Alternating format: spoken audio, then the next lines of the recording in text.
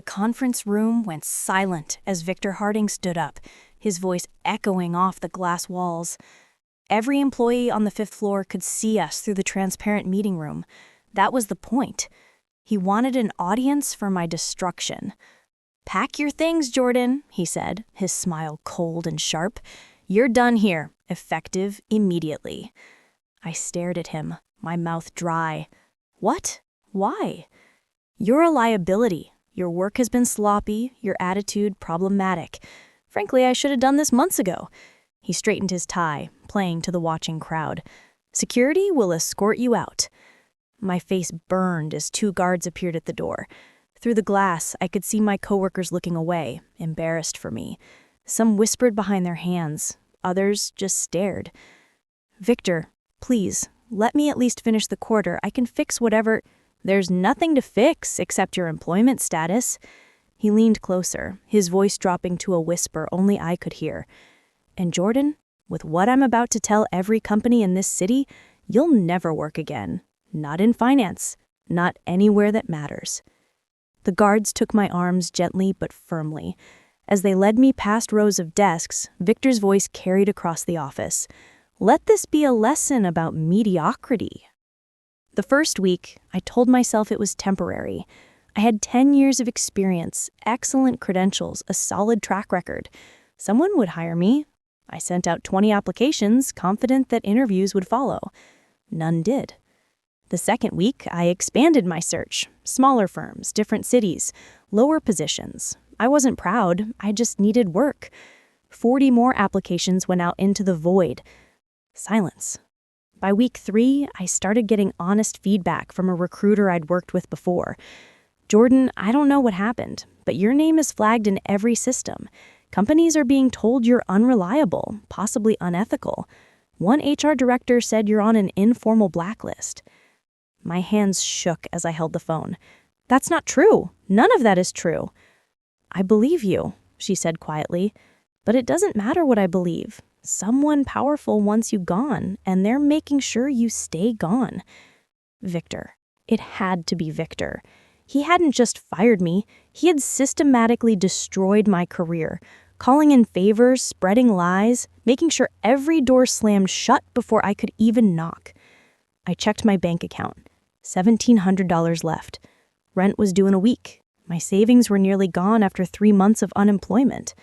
I was being erased. The eviction notice arrived on a Tuesday morning. 30 days to vacate. I sat on my apartment surrounded by rejection emails, past due bills, and the crushing weight of absolute failure. Victor had won. He'd taken everything. My job, my reputation, my future. I had nothing left to fight with. No leverage, no connections, no hope. I thought about giving up entirely, moving back to my hometown, admitting defeat, taking whatever minimum wage job would have me. Maybe Victor was right. Maybe I was mediocre. Maybe I deserved this. Then something shifted inside me. A thought. Quiet but sharp. If he wanted me gone, he should have finished the job. Because I was still here, broke, blacklisted and broken, but still breathing, still capable, still dangerous. If I could just find a way back. Victor had made one critical mistake. He assumed humiliation would destroy me, that I'd slink away and disappear. He'd underestimated how much rage could fuel a comeback. I stood up, looking at my reflection in the darkened laptop screen. I barely recognized myself after months of defeat. But somewhere under the exhaustion and despair, the woman I used to be was still there. And that woman was about to become someone Victor would regret creating. I couldn't use my real name. That was clear. So I became Morgan Blake, a freelance financial consultant operating through a bare-bones website and a new email address. No fancy office, no corporate backing, just skills and determination. The first client was a small restaurant drowning in debt. I restructured his accounts, negotiated with creditors, and saved him from bankruptcy. He paid me $800. It wasn't much, but it was honest money earned through competence, not pity. Word spread slowly. A boutique law firm needed help with a messy divorce involving hidden assets. I found money the husband didn't exist. They paid me $1,500 and recommended me to two other attorneys. Each job was small, but they added up. More importantly, they reminded me who I was. Someone who could see patterns others missed, who could untangle financial chaos, who could solve problems that seemed impossible. Within 4 months, I built a modest reputation as Morgan Blake, the consultant who got results. I worked from coffee shops and libraries, living in a studio apartment half the size of my old place. But I was surviving. More than that, I was rebuilding. Every night I thought about Victor, about the day I'd walk back into his world and make him remember my face. The email came from Harrison & Cole, one of the largest corporate law firms in the state. They'd heard about my work on a complicated bankruptcy case and wanted to discuss a contract position as a financial consultant. I read the message three times, afraid it would disappear. This was real. This was legitimate. This was my shot at redemption. The interview took place in a glass tower downtown. I wore my best suit, the one I'd been saving for exactly this moment. The senior partner, William Harrison, was in his 60s, sharp eyes that missed nothing. Your work on the Dawson case was impressive. You found assets three other consultants missed. How? I don't just look at the numbers. I look at behavior. People hide money in patterns. Once you understand the pattern, the money reveals itself. He smiled. We could use that skill set here. We handle some of the biggest corporate cases in the region. Mergers, acquisitions, bankruptcies. When things get complicated, we need people who can cut through the noise. He offered me a 6-month contract with the possibility of permanence. The salary was 3 times what I was making as Morgan Blake. It was a chance to step into the world Victor had tried to ban me from. I signed the contract that afternoon. 2 weeks into the job, I sat in a conference room as the partners discussed new cases. I was still low on the hierarchy, mainly there to observe and learn the firm's systems, but I listened carefully to every word. William Harrison stood at the head of the table. Gentlemen, we've been retained for a significant bankruptcy case. Harding Financial Solutions. They're hemorrhaging money. Creditors are circling, and the CEO is desperate to avoid complete collapse. My blood turned to ice. Harding Financial Solutions. Victor's company. The CEO, Victor Harding, insists he's been sabotaged by competitors. But preliminary analysis suggests serious internal mismanagement. Maybe worse. This case could take months to untangle. I kept my face perfectly neutral, but my heart hammered against my ribs. Victor was broke. His company was dying, and I was sitting in the room that would decide his fate. Harrison looked around the table. I need volunteers for the discovery team. We'll be going through every financial record they have. It's tedious work, but essential. My hand went up before I could think twice. I'll help with background analysis. Harrison nodded approvingly. Good. We'll need your eye for patterns. As the meeting ended, I sat frozen in my chair. Fate had just handed me the keys to Victor's destruction. All I had to do was turn them. I spent the next week reviewing preliminary files, careful to hide any personal connection. To everyone else, I was just Morgan Blake, the new consultant doing her job. Nobody knew Jordan Hayes had ever existed in Victor's orbit. The files revealed what I expected, a company in chaos. Revenue was down 40% over 2 years. Major clients had left. Internal costs had somehow ballooned despite layoffs. Something was deeply wrong. I volunteered for late-night shifts, claiming I worked better without distractions. Really, I wanted privacy to dig deeper without anyone watching over my shoulder. The firm's database gave me access to everything: financial statements, emails, contracts, board meeting minutes. And that's where I found the first crack. A series of payments to a shell company called Apex Consulting, $2 million over 18 months for advisory services. But there was no record of what those services were, no deliverables, no contracts, just money flowing out of Harding Financial Solutions into a black hole. I traced the payments back through 3 layers of corporate structures. Every shell company led to another, like Russian nesting dolls designed to hide the truth. It took me 48 hours, but I finally found the name on the bottom registration, Victor Harding himself. He'd been paying himself millions through fake companies while telling everyone the firm was struggling. The evidence was damning, but I needed more. Victor was too smart to leave just one trail. If he'd been stealing through Apex Consulting, there had to be other schemes hidden in the company's labyrinth of accounts. I worked 18-hour days, fueled by coffee and the memory of my public humiliation. Every spreadsheet I analyzed, every transaction I tracked, brought me closer to the complete picture. Then I found the contracts. Victor had been inflating project costs and pocketing the difference. A software upgrade that should have cost $200,000 was billed at $600,000. The extra $400,000 vanished into offshore accounts connected to shell companies Victor controlled. He'd done this dozens of times over 5 years, millions of dollars stolen from his own company, while he fired employees for budget concerns and blamed the economy for declining profits. Every signature on the fraudulent contracts was his. Every falsified report bore his approval. Victor hadn't just mismanaged the company, he'd systematically looted it while pretending to be its savior.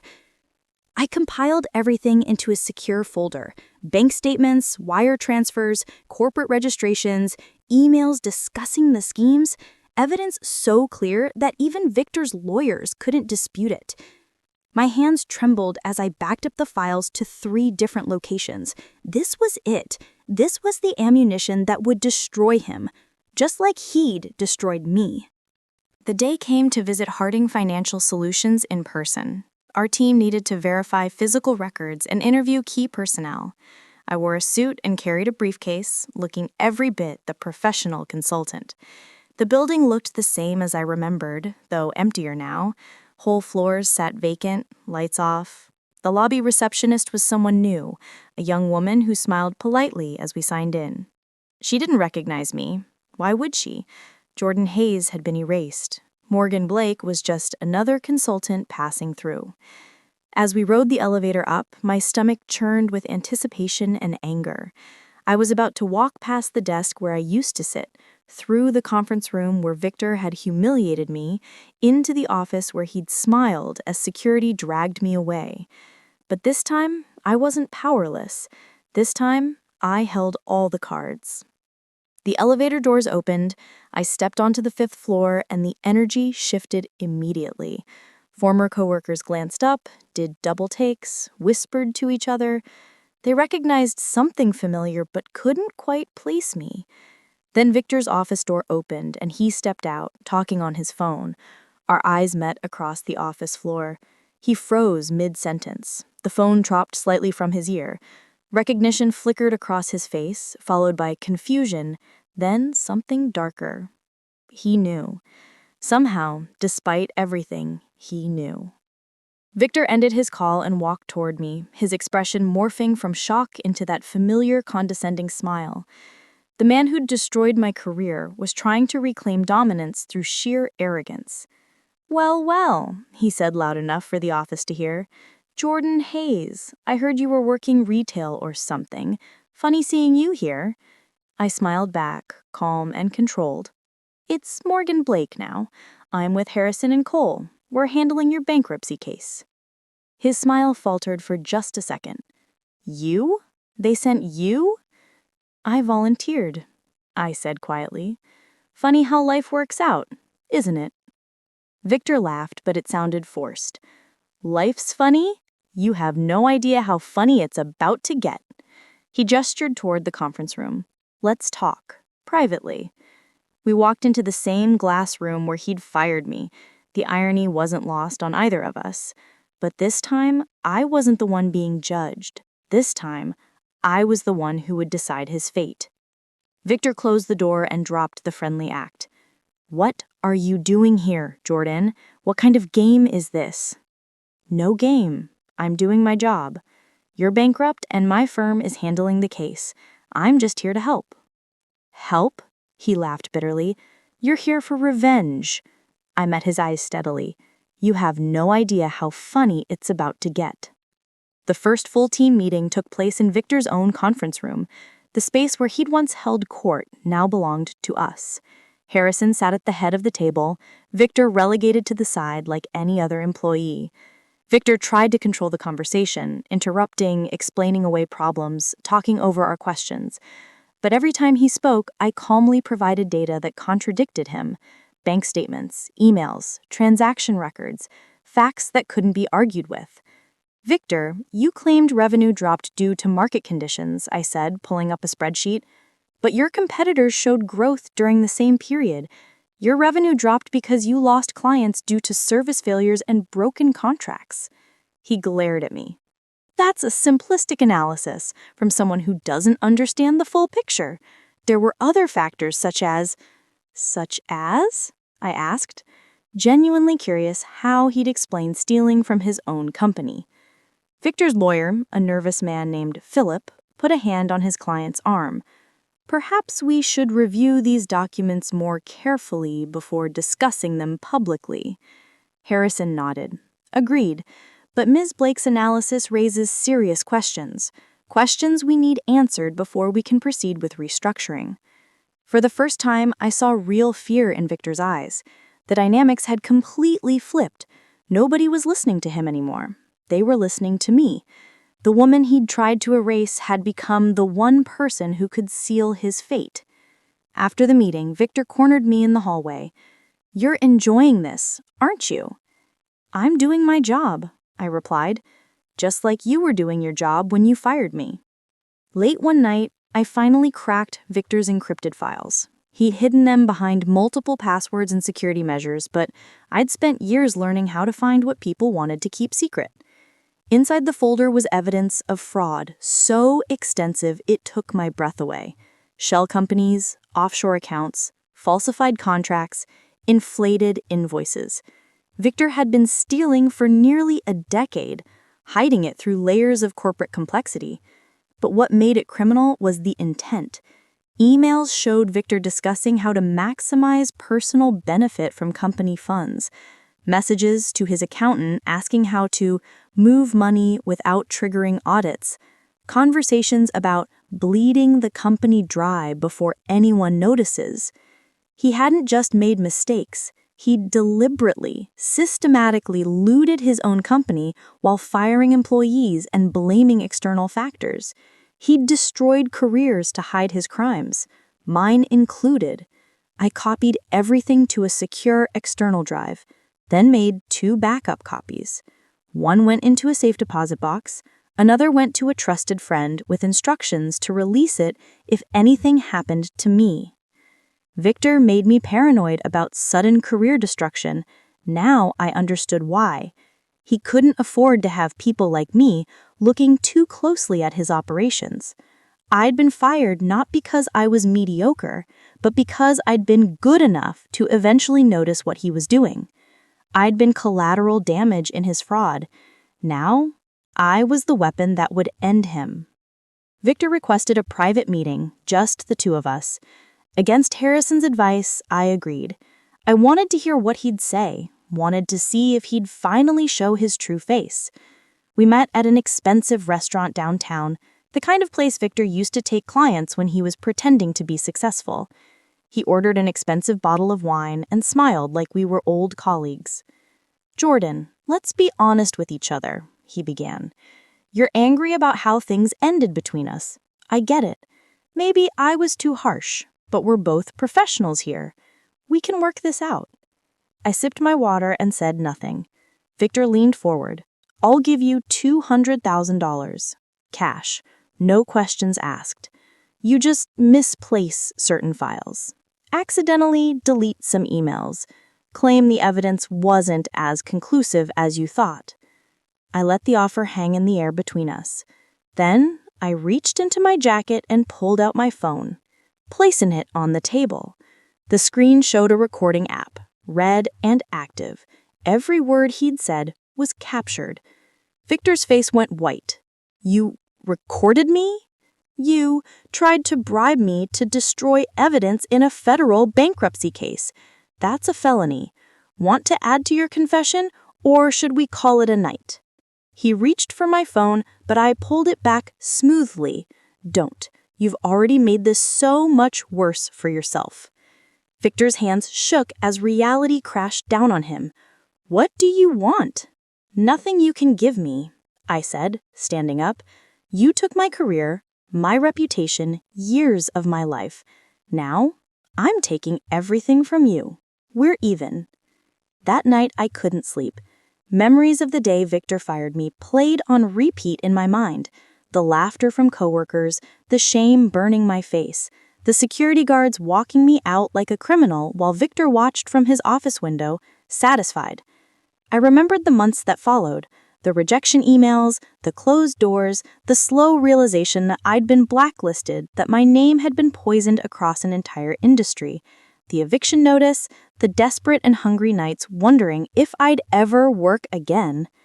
Victor had done that to me deliberately, not because I deserved it, but because I'd been in his way. He'd erased me like I was nothing, like my decade of work and dedication meant less than his convenience.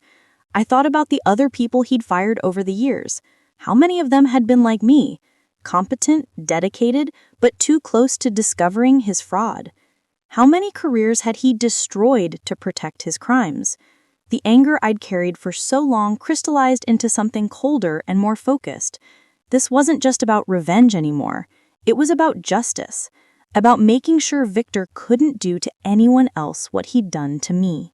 I swore to myself that when I walked out of this case, I'd walk out with my head high, not as Jordan Hayes, the employee who got fired, but as the woman who brought down the empire built on lies. Harrison called me into his office the next morning. His expression was serious as he closed the door behind us. "Morgan, I've been reviewing your analysis on the Harding case. Some of your discoveries go beyond normal mismanagement. This looks like systematic fraud." "It is," I said simply. "Victor Harding has been embezzling from his own company for years. I can prove it." Harrison studied me carefully. "You seem personally invested in this case. Is there something I should know?" I'd been waiting for this question. Time to decide, keep hiding or reveal the truth. I chose honesty. Victor Harding fired me 3 years ago. He blacklisted me across the industry and destroyed my career. I rebuilt under a different name. When this case came up, I saw an opportunity for justice. Harrison was quiet for a long moment. Then he said, "That's a serious conflict of interest. You should have disclosed it immediately." "I know, but if I had, you would have removed me from the case, and Victor would have gotten away with everything." "Maybe," Harrison admitted, "but your evidence is solid. If what you're saying is true, this goes beyond bankruptcy. This is criminal fraud. We need to bring in authorities." "Do it," I said. "I have everything documented. Every transaction, every fake company, every illegal transfer. The evidence is airtight." Harrison nodded slowly. "Then let's finish what you started. But from here on, everything goes through proper channels. No more personal vendettas. We do this the right way." I agreed. The vendetta was over. Now came the justice. The deposition took place in a windowless conference room packed with attorneys, investigators, and recording equipment. Victor sat at the end of the table, his expensive suit unable to hide how much weight he'd lost or how his hands trembled when he thought no one was looking. Harrison led the questioning, methodical and precise. "Mr. Harding, can you explain this series of payments to Apex Consulting? $2 million over 18 months for services that have no documentation?" "Apex provided strategic advisory services," Victor said, his voice tight. "The documentation exists. We just haven't located it yet." "Interesting," Harrison replied. Because Apex Consulting is a shell company registered to a P.O. box in Delaware, and you're listed as the beneficial owner? Victor's lawyer leaned over, whispering urgently. But there was nowhere to hide. The evidence was overwhelming. Then I spoke up. Would you like to hear the recording from our dinner last week? The one where you offered me $200,000 to destroy evidence? Victor's face went gray. That was taken out of context. I pressed play on my phone. Victor's voice filled the room. I'll give you $200,000 cash. You just misplace certain files. Accidentally delete some emails. His lawyer actually put his head in his hands. The federal investigator present made a note, his expression grim. Victor had just confessed to obstruction of justice and bribery on tape. The deposition ended 30 minutes later. Victor was finished, and he knew it. The evidence we'd compiled triggered a cascade of consequences. Federal investigators seized Victor's personal and corporate accounts. The SEC opened a formal investigation into securities fraud. Criminal charges were being prepared by the U.S. Attorney's Office. Harding Financial Solutions stock, already struggling, went into freefall when news leaked about the investigation. Investors fled. Partners demanded their money back. Clients terminated contracts. Within a week, the company lost 60% of its remaining value. Employees were laid off in waves. The board of directors called an emergency meeting and voted unanimously to remove Victor as CEO, effective immediately. Victor, the man who'd built an empire on fraud and intimidation, watched it all crumble in real time. Every news outlet covered the scandal. Financial journalists picked apart his schemes. Business schools would use his case as a cautionary tale for decades. I watched it happen with a strange sense of detachment. The rage I'd carried for years had burned itself out. Now I just felt tired and oddly empty. Victor's destruction should have felt more satisfying. Instead, it just felt inevitable. Karma wasn't revenge. It was just consequences finally catching up to choices made long ago. Victor had built his success on fraud, and fraud eventually collapses under its own weight. I'd just been the catalyst that sped up the inevitable. The media coverage was relentless. Every major business publication ran stories about the fall of Victor Harding and how one man embezzled millions while firing employees. Photos of Victor looking haggard became viral memes about corporate corruption. His mansion went up for sale to cover legal fees. His luxury cars were repossessed. His country club membership was revoked. Everything that had defined his success vanished like smoke. But what struck me most was how quickly people turned on him. Colleagues who'd praised his leadership now claimed they always suspected something was wrong. Business partners who'd celebrated deals with him now distanced themselves publicly. Nobody wanted to be associated with his name. I understood that reaction. In the corporate world, reputation is everything. Once it's destroyed, there's no rebuilding. Victor had spent decades building his image as a successful CEO. Now that image was permanently shattered, replaced by the truth. He was a fraud who stole from his own company and destroyed innocent careers to cover his crimes. Former employees started coming forward with their own stories. People he'd fired suddenly without an explanation. Projects that had been killed abruptly. Questions that had been shut down aggressively. Every story added another layer to the portrait of a man who'd ruled through fear and deception. I received messages from several of them. Some thanked me for exposing him. Others asked if I knew all along. A few apologized for not standing up for me when I was fired. I didn't respond. Their validation didn't matter anymore. Justice had been served. Victor called me from a blocked number. I almost didn't answer, but curiosity won. His voice sounded hollow, scraped raw by sleepless nights. "Can we meet?" he asked. "Please, just one conversation." Against my better judgment, I agreed. We met at a cheap diner far from downtown, the kind of place Victor would have never set foot in during his glory days. He looked terrible, unshaven, wearing jeans and a wrinkled shirt, 20 pounds lighter than when I'd last seen him. He ordered coffee he didn't drink. "I know you hate me. You have every right to, but I need you to understand something." "I don't need to understand anything." "Please," his voice cracked. "Just listen. When I fired you, I genuinely believed you were a threat. You were asking questions about accounts I'd flagged as sensitive. I panicked. I thought if I got rid of you fast enough, you'd never figure out what I was doing. So you destroyed my career to cover your crimes. Yes, he admitted. And I'm sorry. That doesn't fix anything, I know. But I am genuinely sorry for what I did to you. I slid a manila folder across the table.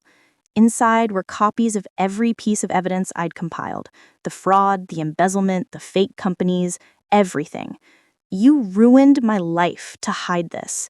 Victor opened the folder and stared at his own crimes documented in black and white.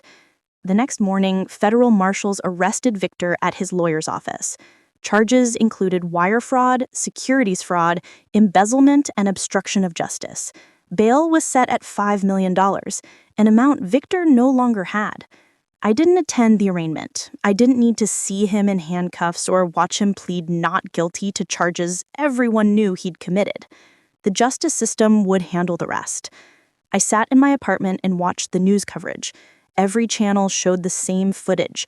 Victor being led into the courthouse, photographers shouting questions, his lawyer reading a prepared statement about vigorously defending these baseless charges. But there was nothing baseless about the evidence. I'd made sure of that. Every transaction was documented, every fake contract was cataloged, every illegal transfer was traced. Victor's lawyers would try to negotiate a plea deal, but with evidence this strong, the prosecution had no reason to be generous. My phone buzzed with a text from Harrison. The SEC wants to hire you as a consultant on corporate fraud cases? Interested? I stared at the message. A year ago, I'd been blacklisted and unemployable. Now I was being recruited by federal regulators.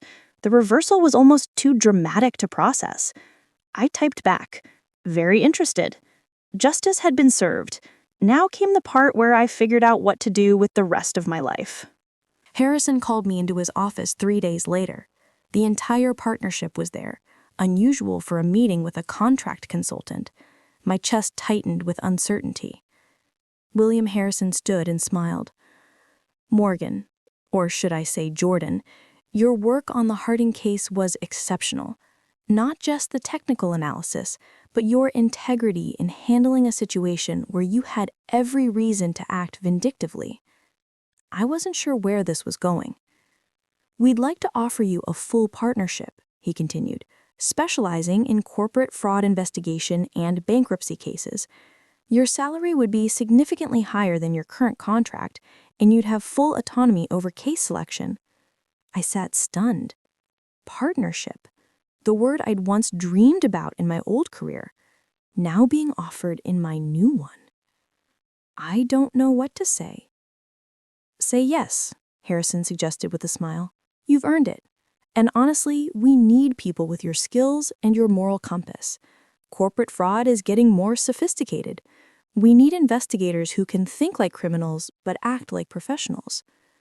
I thought about Jordan Hayes, the employee who'd been publicly humiliated and erased. Then I thought about Morgan Blake, the woman who'd rebuilt from nothing. Both were me. Both had led to this moment. Yes, I said. Absolutely yes.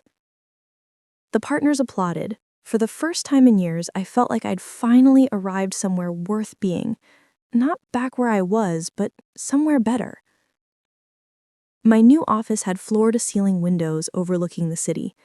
I spent the first hour just sitting there, processing how much had changed. 3 years ago, I'd been evicted and hopeless. Now I was a named partner at one of the most prestigious law firms in the region. But success felt different than I had imagined. There was satisfaction, yes, but also a strange melancholy. I'd won, but at what cost? The years of struggle, the relationships I'd lost, the person I'd become in pursuit of justice.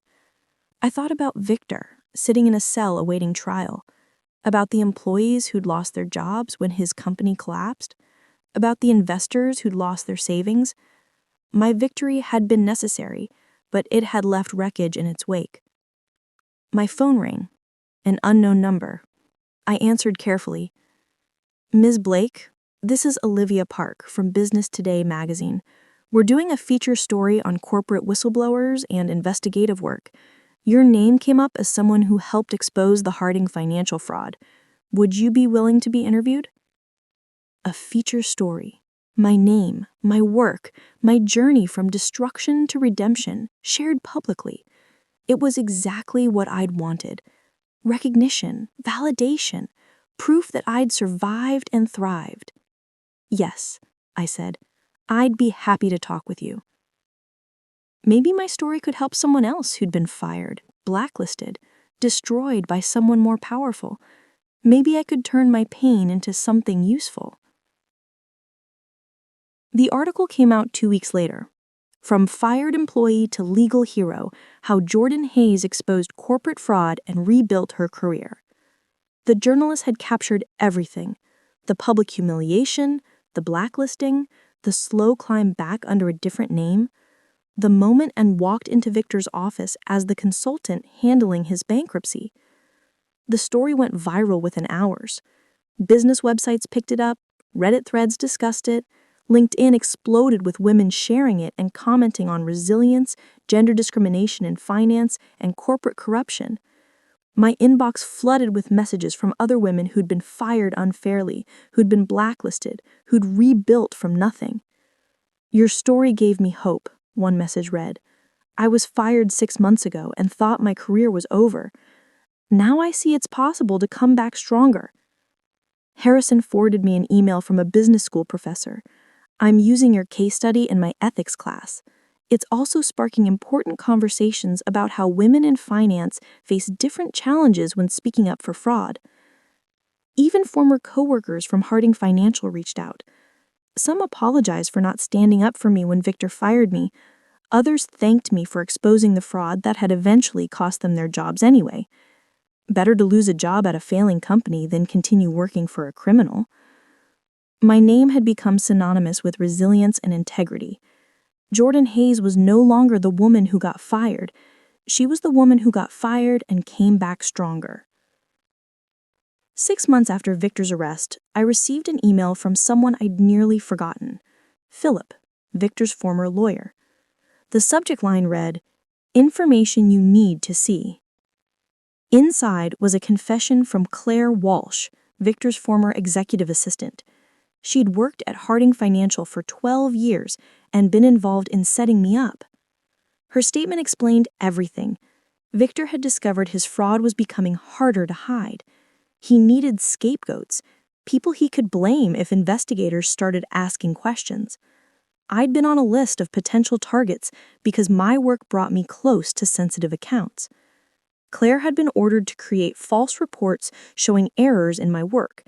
She'd fabricated complaints from clients who'd never actually complained. She'd even planted evidence suggesting I'd been leaking confidential information to competitors. None of it was true, but it had given Victor enough justification to fire me publicly and destroy my reputation. He needed me gone before I accidentally discovered what he was doing. Claire's confession included emails proving the entire scheme. She'd kept them as insurance, afraid Victor would eventually destroy her career too.